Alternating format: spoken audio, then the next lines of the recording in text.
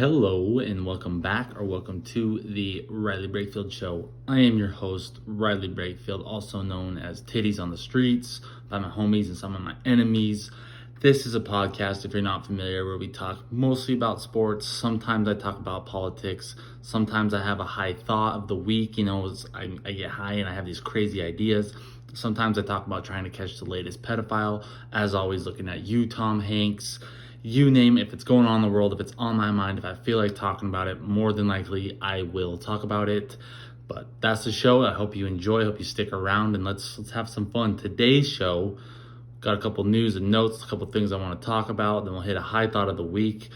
We got my top five most overrated things, little NBA Finals talk, playoff talk, MLB, AL, only the American League, season outlook. I'll be doing the NL next week. And then a couple College World Series predictions, who I think is going to end up in Omaha this year. So should be a fun show. Let's get into it. I was, however, gone for the past 3 weeks now. Didn't have a show. Was traveling back home to visit some family and for my younger sister's graduation. Kind of a good needed break. Didn't much care for going back home to Montana, though, to be honest with you. Just something about that place is just not for me anymore. Happy to be back here home in Baton Rouge, Louisiana. So, I'm sorry if I left a void in your life, but hopefully I didn't. Hopefully we can get back to work here, get this thing going, get this thing grinding, get this thing popular. So don't forget to like, share, subscribe. Follow me on Instagram, Twitter, and TikTok. I have all three socials on there, Riley Brakefield, all of them. But yeah, let's get into it. Let's get into today's show. Start off, NBA draft lottery happened while I was away. San Antonio Spurs end up winning. They're going to have the rights to draft Victor Wembanyama. Pretty much the best prospect in a long time. Everyone's really excited about him. If you haven't checked him out, go check him out. The guy's unreal. Spurs in a great position to land him, obviously, with number one pick. Greg Popovich kind of revitalized his career. They've had some down years ever since the Tim Duncan, Tony Parker, Manu Ginobili era, and they traded Kawhi away.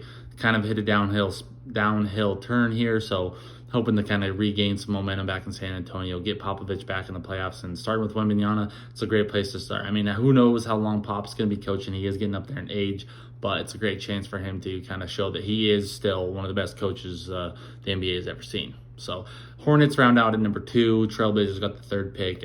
Scoot Henderson, I know he's another big name in there. I'll be doing a mock draft here probably next week or the week after, with the draft coming up around the 22nd. So interesting. I'm excited to see what the Spurs can do with Victor. So really, a really big land for them. Other news in the NBA besides, the playoffs and all that stuff. 4 big name head coaches have been fired. Monty Williams was let go by the Suns. Kind of a surprise one after the success that he's had there for the past couple of years. Really puts them in a weird spot. Kind of curious what they're going to do in the future. So we'll have to see with him. Raptors, they cut ties with Nick Nurse. Sounds like he might be going to the Bucks possible, or the 76ers, excuse me. He's another good coach. Obviously helped led the Raptors to a title back in 2019. Mike Budenholzer was fired from the Bucks after their first round playoff exit, which makes sense, but also didn't make sense to me at the same time. I know they struggled the past couple of years in the playoffs, but whatever, that's beside the point. And then Doc Rivers, kind of the one that really wasn't surprising. They've had a lot of struggles in the postseason the past couple of years, so it really makes sense for them to part ways with him. He's probably going to land somewhere else because that 08 title is just kind of sitting there on his resume. I don't even have a good analogy for it. I thought I had one, but I didn't. But everyone just thinks Doc Rivers is this great coach. He's really showed throughout his time at the Clippers, the Celtics there the last couple of years, and now the 76ers, that he's really not as good as everyone thinks he is. So kind of interested to see what happens with him. I'm sure he'll get some big name job, probably get the Bucks job or something stupid like that, and just put them in an absolute blender. So big news in the NFL, DeAndre Hopkins is now a free agent. Multiple teams are probably going to be interested for him. Haven't really heard too much about where he's going or seen too much about where he might be interested in going. A lot of people saying the Chiefs, which would be absolutely miserable. I hope that doesn't happen. But big name, big time target. Hope that he can kind of get back to full health. I know he's dealing with the PED stuff last year. I believe he had an injury as well. But obviously a big name, probably a top 10 right now at a minimum wide receiver in the NFL. So definitely can bolster up somebody's roster in a big way. So definitely a name to watch out for. Big news in the podcasting, daily show. I don't really know what you call Pat McAfee's show, but he's moving to ESPN, getting about $17 million a year, I believe. It's a 5-year, $85 million deal. Quite a big day, quite a lot of money. A lot of people are just worried though, because, Pat has this certain aura and persona that he doesn't give a fuck almost about certain things, and he'll say what he wants and does what he wants. A lot of people are worried that the move to ESPN might change a lot of things. I'm hoping not. I'm happy for Pat that he's getting a crap ton of money, but I'm hoping that he doesn't really change who he is for that ESPN brand, that ESPN culture. I mean, yeah, he's been on the College Game Day show. That's obviously probably helped bolster up why they wanted to just sign him outright, but definitely going to be interesting. Hope that he can kind of just keep things the way they are. And I would think that Pat doing this move, he would definitely that would have been a huge part of his consideration, something that he doesn't want to deal with. He wants to still be himself, be authentic. So I'm excited for him in that aspect. Josh Hart, guard for the New York Knicks, set the internet ablaze late last night and kind of early this morning, asking Twitter if they have tried their significant other's breast milk or not. Tons of people coming out saying, no way, that's disgusting. Like, what kind of question is this? The only question I have for everyone is, how the fuck could you not? Like, when my wife becomes pregnant, I'm definitely trying breast milk. I mean, it's not that big of a deal. I had it when I was a child. Why would I not want to suckle on my wife's tits? I mean, I already told her she has a clogged milk duct. I'll happily, it's my turn to put in the work on the sucking end. I'll get in there. I'll do the dirty work. I'll get that thing unclogged. I don't feel like it's a weird thing to say that you would try your wife or significant other's breast milk. It doesn't seem like it's that weird of a question, but everyone was appalled that he even asked it seemed like. But I'm an absolute 100% yes on that. I don't know how you couldn't. It's like a once in a lifetime experience. Why would you not take that opportunity? You know what I mean? It's like skydiving. You only get one. You never know when you're gonna have another chance to skydive. Might as well do it. So in my opinion, breast milk's for everybody. You know what I mean? But other exciting news. Spider-Man 4 is in production. That's pretty exciting. I love the Spider-Man movies. That one should be hopefully pretty good. But just if you didn't know, now you know, I guess. Just want to put that out for everybody to know. One of the big things that I missed while I was away was the Target debacle. Target finally, in my opinion, they did the right thing here. Why most people get upset about the gay pride stuff is because it's marketed to kids. I don't agree with that. What America is really built on is individuality and allowing people to be who they want to be and kind of honestly do whatever they want with their life and their career, their home, whatever they want.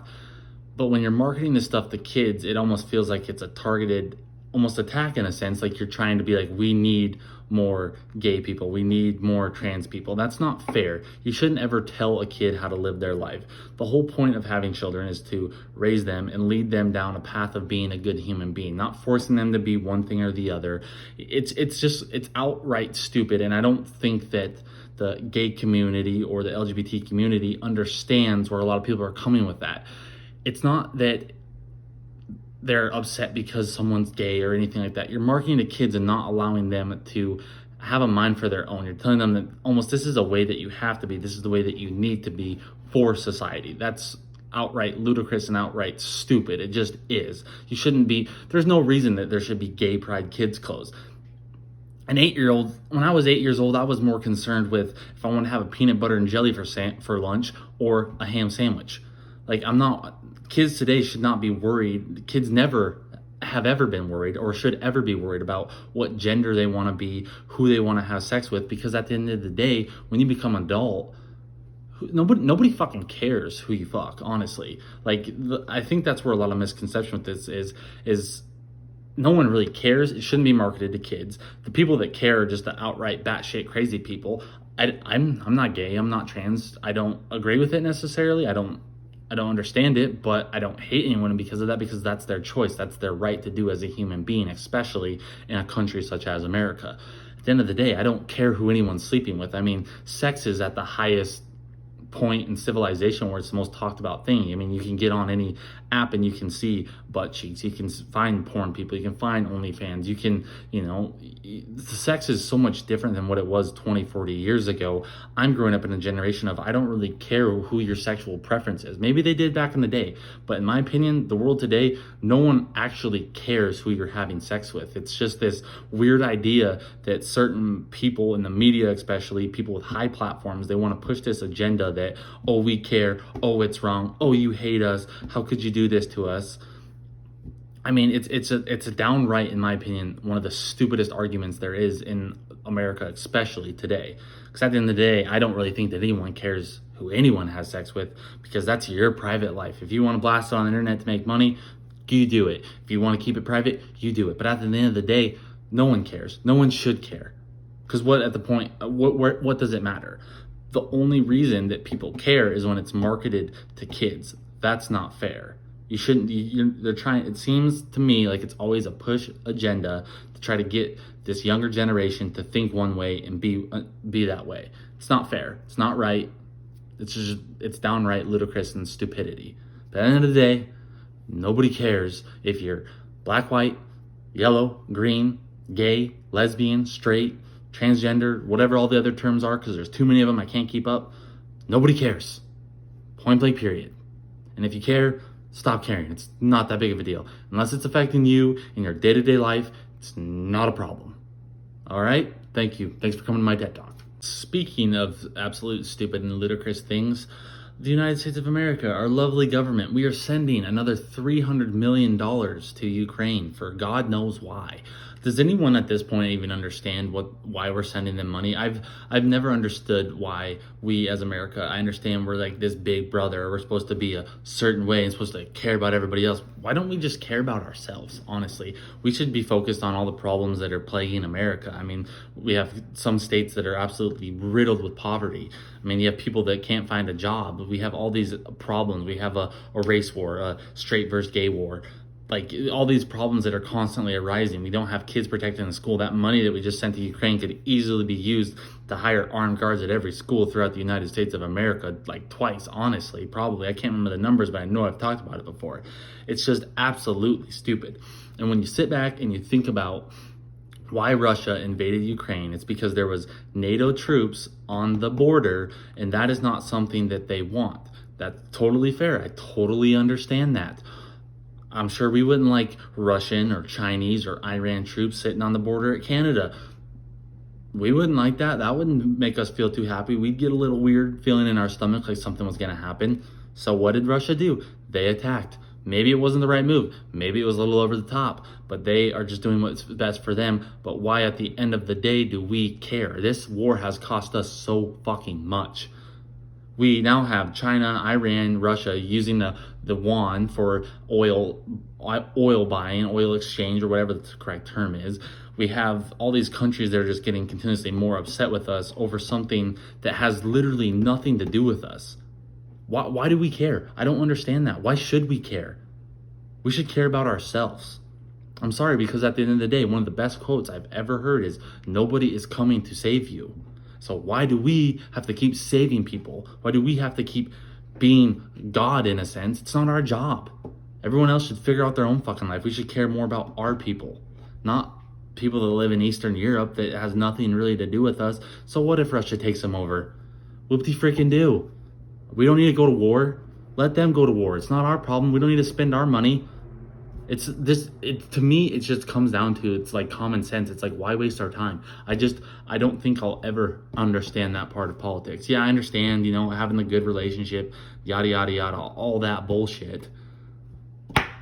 Why can't we just invest in us? Why can't we help make America better instead of helping other countries? Ukraine's in a war. That's their fucking problem, not ours. Shouldn't be, at least in my opinion. Just the way I think. I don't know. I just think it's absolute asinine. I think it's ridiculous. It's dumb. Flat out dumb. Wasting money, right?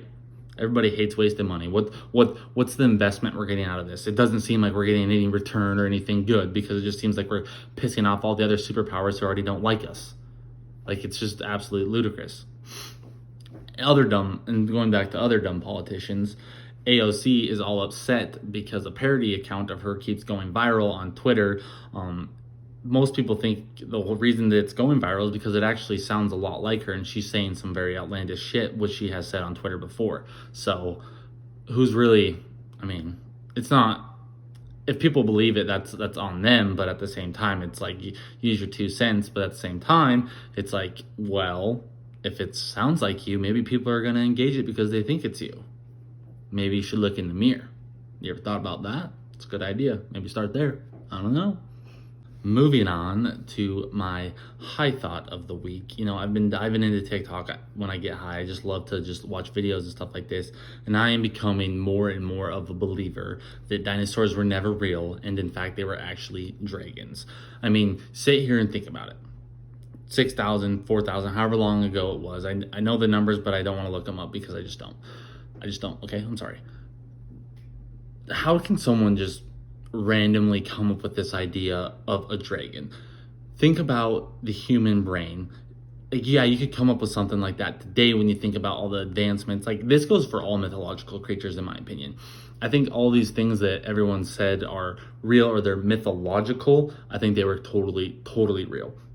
I was recently reading this book. It's called the Book of Enoch. It's from the Hebrew Bible. Right? He's the great grandfather or grandfather of Noah. But it talks about how the angels fell from heaven. They started mixing all the species together, creating these weird hybrid, freaking crazy animals. Think about it. All that stuff, right? Crazy animals, weird things. These demons, basically, in a sense, animals, right? Mythological creatures. Boom, point blank, period. I think it's nail in the coffin, end of the story. All those mythological creatures that you ever thought were real, they probably were at one point. I don't think the dinosaurs are real. I mean, if I knew how to do like a 3D model, somebody get me some dinosaur bones, I could build out how every single dinosaur is a dragon. I just know I could because that's just how my brain works. I just know I can do anything, right? So in my opinion, I just don't. And then all of a sudden, just one point in human history, we just start finding these huge bones and we start calling them dinosaurs and all these things. I just don't believe that. No one's ever seen a dinosaur. I don't even believe dinosaurs were millions of years ago. I don't understand science. That doesn't make sense to me. I don't believe that's real. I don't believe that you can carbon date things, all that jazz. Science is fake, in my opinion. Sorry if that offends you. That's just how I see the world.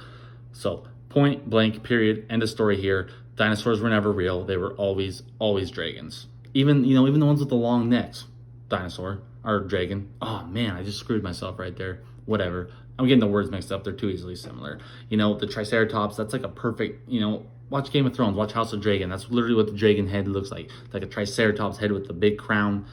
Makes too much sense. T-Rex, big head, dinosaur, or dragon. Gosh, I keep getting my words mixed up here. Better not. Who knows? Whatever. Beside the point, I will never, ever believe that dinosaurs were ever real. I just don't. Doesn't make sense to me. Science isn't real either. So now time for my top 5. This week, my top 5 is on my top 5 overrated things. Starting off hot, starting off with number 1, concerts. To me, concerts are so overrated. I've never really understood the lore of them, or the lure, however you say that. I don't know what the word is. I'm sorry. But to me, they're just not really that fun. You get in a crowd of people that are all sweaty and drunk and on drugs and sitting there. You can't really see the stage. You're going to see the whole thing on Snapchat or TikTok or Instagram or Twitter anyways later, or Facebook even for that matter. They're really just, to me, a waste of time. They're really not that fun. They're really not that cool. I've never been to a concert that I would absolutely love to see. I've been to ones where I'm like, oh, that'd be cool, yeah, that'd be fun, let's do it. But to me, concerts are just overrated. And then you have things like the Morgan Wallen debacle happen to you. It's just, to me, it's a waste of time. It's overrated, not really that fun, not really that cool in my opinion, but whatever. Number 2 most overrated thing in my opinion has to be golf. I've never, ever, I'm sorry to all the golf bros out there, I don't like golf. I've never enjoyed it. It's a waste of my time. I don't understand how people like just sitting out there, dinking the ball, drinking beers all day, and just wasting time. I'm not somebody that enjoys wasted time, I guess, either. I've never enjoyed it. It's just not a fun sport to me. I'd rather be out, shooting hoops or trying to play softball with a bunch of old men, maybe even play a little soccer. I wouldn't play soccer. Who am I lying to? That's like second most overrated sport in my opinion. I can't watch golf on TV. I can't sit there and watch, somebody put it in a hole. I can in other situations, if you know what I mean, but golf to me is just overrated. I've never understood the fun of it. Maybe I'm just a sad, miserable human being. I'm sorry to all the golf bros. Like I said, I didn't mean to offend you, but that's just how I see the world. Third most overrated thing to me has to be New Year's. It's like, woohoo, it's a big, party, all this jazz, and New Year, new me bullshit. None of it ever matters. No one ever sticks to it. It's kind of It's probably some corporate propaganda to make us all, buy things and get drunk and have a good time and say that we're going to use the gym, but then half the people never actually do that. It's a stupid holiday. I've never had a fun New Year's, so to me, it's overrated, very overrated. Number 4 most overrated thing has to be Jim Carrey, the actor. Never really found him funny. I've never really enjoyed his movies. I've never understood why so many people do. In my opinion, he's overrated. He just makes weird faces and kind of gets by with it and kind of snaps his fingers and does weird shit. I've never found him that funny. Sorry, Jim Carrey. I just think you're overrated, bro. Just how I see it. Sorry.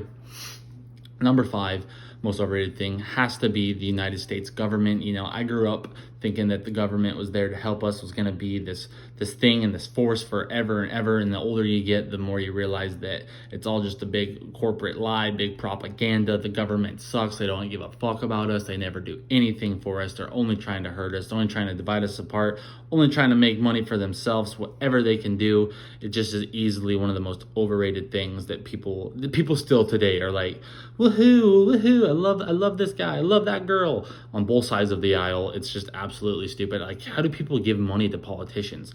That will never make sense to me either. But those are my top 5 most overrated things in the world. So do with it what you will. Now a little NBA Finals preview talk here. Nuggets, Heat, obviously Heat, stove. I don't know how that word goes. The Heat beat the Celtics Game 7 on Monday, sets them up to go to the finals for the second time in 4 years for the Heat. I definitely think they're going to be putting up a big fight here. I think the Nuggets are going to win in 6, but the Heat, they're coming in with something to prove. They were just here a couple years ago. They really want that ring. Jimmy Butler's a dog. They have tons of really good players on that team. Eric Spoelstra's a great head coach, probably one of the best in the league. They want to get back at the Nuggets for the whole Jokic versus Markieff Morris thing where he pushed him in the back and they were telling them to meet him in the back, all that jazz, all that stuff. Heat are really coming in wanting to beat the Nuggets, have something to prove. I think they'll win 2 games, but I do think the Nuggets are going to win. I think this is just the Nuggets' year. They've been locked in all postseason long. They've been playing great basketball all year long. I just don't see how the Heat are going to stop Nikola Jokic. I could see them, shutting Jamal Murray up here and there, but then you have to stop Michael Porter Jr. as well. And then you have to stop KCP. And then the Nuggets are just really deep. They're playing really good basketball. They've been healthy all year long, unlike the Heat. And so in my opinion, I don't see the Nuggets losing this series. I really don't. It's the Nuggets here to win. Now, the weird thing is if the Celtics would have won, I would have picked the Celtics to be the Nuggets. Maybe that's just because they're my favorite team. I thought the Heat could beat the Celtics, which they obviously did, but I just don't see the Heat beating the Nuggets. I really don't. I just don't think they have what it takes to be a championship caliber team. So Nuggets in 6. That's my finals prediction. I'm sure Nuggets are going to win Game 1 tomorrow night. Easy does it, right? Done deal. Now for a little bit of MLB season outlook. Just doing the American League this week. I'll do the NL, the National League, next week. Starting off with the AL East. The AL East, all 5 teams are really, really good. Not really, really good this year. Are playing pretty decent baseball. They all could be first place in the Central Division. And it's just, there's a lot of opportunity here for all these teams. The Rays are in the lead right now, and in my opinion, they're primed to have a great season, primed to make a great run all around. I think they have what it takes to get back to the World Series. They were only there a couple of years ago. They started out the season undefeated for quite some time, but they have a ton of great bats too. Yandy Diaz, Randy Arozarena, Wander Franco, a young emerging star. I think their bats alone can carry them very far, and their pitching really has been pretty consistent, and it's a pretty good rotation. I would just be really surprised if they didn't win this division. The Orioles are by far the biggest surprise though in that division right now. They're only 1 spot away from making the playoffs last year, as that 3rd wild card spot, but they were really thrown away as a team no one really cared about. They are a decently young team, kind of headlined by Adley Rutschman at the catcher position. They have some decent pitching to back them up. I think they could make a run. I think they could steal wild card spot this year, but I really don't see them going too far. I think they have the potential definitely to make the playoffs. The Yankees, on the other hand, are the Yankees. Tons of talent. I'm probably going to choke it all down the stretch. I don't really care. I hate the fucking Yankees. So I hope that they do that. They probably won't, but I'm just hoping into existence. I'm manifesting that they are going to suck ass when it matters most. Blue Jays, they came out and started the season pretty hot. They hit kind of a slump the past couple months or so. Tons and tons of talent, lots of young guys, a lot of hype around this team year in and year out. I do think they have what it takes to hopefully get to the postseason, but they kind of got to get going right now before it's too late, because their division is tough. Like I said, I mean, the Red Sox aren't that far behind them. They're kind of a lot like the Yankees and the Blue Jays. Tons of young talent, tons of veteran talent, have the opportunity to be very good, a very good pitching staff, but they just haven't really figured out or put it all together quite yet this season. They could. That's something the Blue Jays got to worry about. They play in a tough division with tons and tons of talent. I mean, I could see the AL East honestly getting 4 teams in this year, taking up 3 wild card spots, because that's just how good these teams are looking at this point in the season. The AL Central is quite a crapshoot, honestly. The Twins are the only team that really are looking good, and they're the only team that is above 500 right now. Literally the entire East and pretty much all the West, despite the Oakland A's, could be in first place of this division. The Twins, like I said, though, they do have a ton of talent. Carlos Correa is there, so they have the potential. Their pitching staff really isn't that great, but they are in control right now, and I think that they can take control through the remainder of the season and win that division. The Royals, they're sitting at the bottom. I don't expect much change throughout the year from them. Lots of new young talent on the team, so they just need some time, realistically. The Tigers, they're sitting in second place right now. I don't know if they'll hold on to it for very long. They're a lot like the Royals, I would say. A lot of young talent, a lot of potential there. They're just trying to figure out who they have, what they got, and what they can build around. Basically, it's what they've been doing for the past couple of years. So I think Tigers have a good year. I just don't see them making the postseason at all. The Guardians and the White Sox, however, I think those two have a better chance of passing the Twins in this division. Tons of talent, lots of good bats, decent pitching staff. I think they're primed to make a run if they can kind of figure a couple things out. I know the White Sox been dealing with a couple injuries this year. Guardians, I'm not too exactly sure. I just don't think they're hitting the ball very well. Their pitching staff hasn't really been that great, but if they can find production in both those things, they could be flawless and actually probably take this division. And I love the White Sox. I really do. They're just a team I love to root for. I love their uniforms. I love a lot of the guys on the team. I think they have a lot of good young bats. So they just kind of need to figure it out. But I could see both those teams making a run throughout the summer here and taking that division by storm. The AL West, the Rangers are actually in the lead right now, but the Astros, obviously, they've been a staple in this division for many years now. I mean, multiple championships, multiple World Series appearances. They won, obviously, last year. I think this is still their division. Rangers, they're looking good right now. Jacob deGrom, Corey Seager, they have the talent. They have a lot of guys in place. I think they need to make a couple moves around the deadline to add a little bit more star power, a little bit more bats, a little bit more pitching. And they could hold on to this division, especially with Jacob deGrom being out right now. He's dealing with injury, common theme for that guy. But Astros division, point blank, period. The Angels are the Angels, and they have 2 best players in probably a long time in the history of the game. Really, when you think about it, Mike Trout and Shohei Ohtani are generational talents, and they just can't seem to figure it out. I don't see that changing a lot this year. Talked about the A's earlier. They're horrible, downright garbage. They're getting ready to do a move to Las Vegas, but that it's just a dumpster fire of a franchise right now, and I don't see them having any more success. I mean, their division's tough. They're just not a good team, and they're not putting that product out, nor are they trying to put that product out. The Mariners, however, I think they're sitting in the 4th spot right now in this division. I think they could make a deep run not a deep run. I mean, they only made it to the divisional round. No. Wild card round? No, I don't know what it's called. I think it's the wild card still. Whatever, they could definitely still make the playoffs, still make a wild card appearance. I think they're prime to do something like that just because they have a ton of talent. They've been going through some slumps, but I think that they ultimately will find success. And to round out the AL baseball talk, I have a little top 5, you could say, top 5 teams in the AL that I would put a feature on to win the World Series. Number 1, I got the Tampa Bay Rays. Put $100 down, you could win $550. I think those are decent odds. I do think the Rays, like I said earlier, I think they can make a great run. Astros as well at number 2, plus $750 right now. Put $100 down, you win $750. Obviously, the Astros are the Astros. They could probably do it again. I wouldn't be surprised if they did it again. That's just who they are. Number 3, I got the Blue Jays. At plus 16. Plus 1,600. I love the Blue Jays. I'm finding all these odds on my favorite sports book. If you're a sports book and you think that you're my favorite, maybe hit me up. Maybe we can link up. Maybe do a little something. I'm just saying. But I like the Blue Jays odds as well. Then my 4 and 5, they're a little bit of a stretch, but I think it's good value. Something crazy could happen. Mariners at plus 3,500 or three, I don't, whatever, however you say that. I really like the Mariners. I think they could make a run, like I was just saying. And then same with the Angels. I mean, you never know. Maybe the Angels find success this year. They're sitting at plus 4,000 on their odds right now. You put $100 down, you win $4,000. Really decent odds. I'm thinking about putting that one down myself if I wasn't such a broke boy.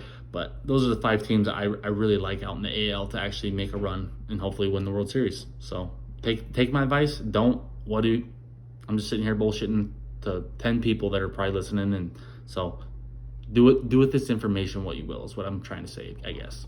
Now a little bit of a College World Series predictions here. Just gonna kind of run through each regional, tell you the teams and who I'm picking to win, and then we'll kind of work it out from there because it goes regionals, super regionals, and then College World Series. If you're not familiar, you have 4 teams in your regional, then you play a team that was also hosted a regional or whoever won that regional. You play them in a 3-game series. Winner advances on to the College World Series. So that's just how it works if you're not familiar. Starting with the Winston-Salem Regionals, headlined by number 1 seed Wake Forest, George Mason, Maryland Northeastern. I think Wake Forest wins this one pretty easily. Number 1 team in the nation. Although the number 1 team has never won the title only one other time. That was Miami in like 1990 something. I can't remember exactly. But I think Wake Forest will advance there. Tuscaloosa Regional, obviously hosted in Alabama with Nichols, Boston College, and Troy. I think Alabama wins that one as well. Head coach fired earlier this year. A bunch of dudes just playing for each other, basically. Can't write a better story. Coral Gables Regional, hosted by Miami, features Maine, Texas, and Louisiana as well. I think Texas is going to win. Hook 'em horns, baby. That's all I got to say. First upset, you know what I mean? Moving on. Stanford Regional, hosted by Stanford, San Jose State, Texas A&M, Cal State Fullerton. Pretty decent teams in that one. I think Stanford wins this one. They made a run last year to Omaha. Probably could do it again. Return most of their guys. Baton Rouge Regional, here with the LSU Tigers, Tulane, Oregon State, Sam Houston State. Go Tigers. Lexington Regional, Kentucky, Ball State, West Virginia, Indiana. Excuse me, bless me. Yep. I think West Virginia is going to pull this upset off because Kentucky fucked up. All the teams have to stay in student housing, so that's really messed up. Auburn Regional, Auburn, Penn, Southern Miss, and Samford, Samford. Southern Miss, I think, is going to win this one. Sunbelt champs, really good baseball team. Tanner Hall, Slade Wilkes hit bombs, and their coach is retiring, so a lot more incentive for them to play. Clemson Regional, Clemson, Lipscomb, Tennessee, and Charlotte. Clemson's winning that one. Gainesville Regional, Florida A&M, UConn, Texas Tech. Florida's number 2 seed. I think they win this one pretty easily. Columbia Regional, South Carolina, Central Connecticut, Campbell, NC State. South Carolina should win that one easy. They fell apart kind of down the stretch, but I think they're going to pull out of this one. Conway Regional, hosted by Coastal Carolina. Coastal, Rider, Duke, and UNC Wilmington. Coastal's going to win that one. Charlottesville Regional, hosted by Virginia, Army, ECU, and Oklahoma. Rocking with ECU. They have a really good baseball program. I like them a lot. Nashville Regional, Vanderbilt, Eastern Illinois, Oregon, and Xavier. Vandy. It's Vandy when it comes to baseball. Stillwater Regional, Oklahoma State, Oral Roberts, DBU. I didn't really figure out who that was. Washington. Oklahoma State should win that one. Terre Haute Regional, hosted by Indiana State, another non-Power 5 school, I guess. Wright State, Iowa, and North Carolina finished that one out. Indiana State shall advance. Fayetteville Regional, Arkansas, Santa Clara, TCU, Arizona. Then moving on to the Super Regionals, which would feature Wake Forest, Alabama.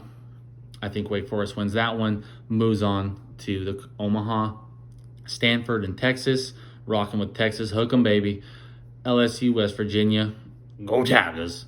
Easy money. Clemson, Southern Miss. Head coach retiring. Got to move Southern Miss on. Florida, South Carolina. Florida. Coastal, ECU. ECU's going to Omaha. Vandy, Oklahoma State. I think Vandy's going to win that. Arkansas and Indiana State. Indiana State moves on to Omaha. Sets up our field of 8 there. We'd have Wake Forest, Texas, LSU, and Southern Miss all in one bracket. Florida, ECU, Vandy, and Indiana State. In the other, I think we'll have an LSU versus Florida College World Series where my Tigers are national champs because they are just fucking absolutely loaded. So that's today's show. I appreciate you for sticking around. I appreciate you for listening. Don't forget to like, share, subscribe, send to your friends, family members, whatever I do. Spread the word. If you enjoy, why not let more other people enjoy? So I appreciate you. I love you more than anything. But for now, your boy Titties is out.